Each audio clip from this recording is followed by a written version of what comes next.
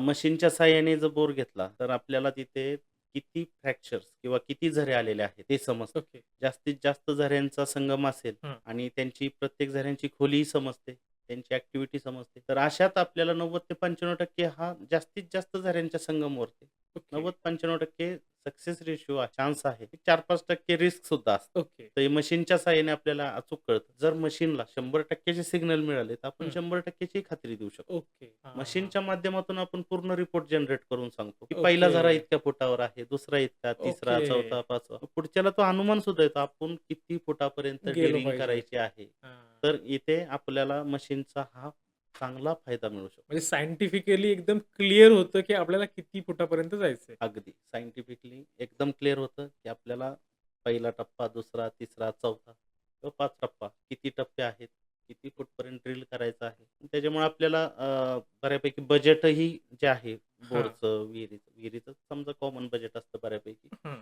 50-60 फुटी विहीर असते. पण बोरचं बजेट आपल्याला एक करता येतं.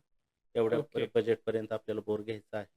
त्या बजेटपर्यंत पाणी लागलं तर ठीक आहे, नाहीतर पुढं भविष्यात आणखीन बजेट वाढलं, तर आणखीन किती खोलीपर्यंत जायचं, हां. ह्याचं सुद्धा गणित तिथे रेडी राहतं.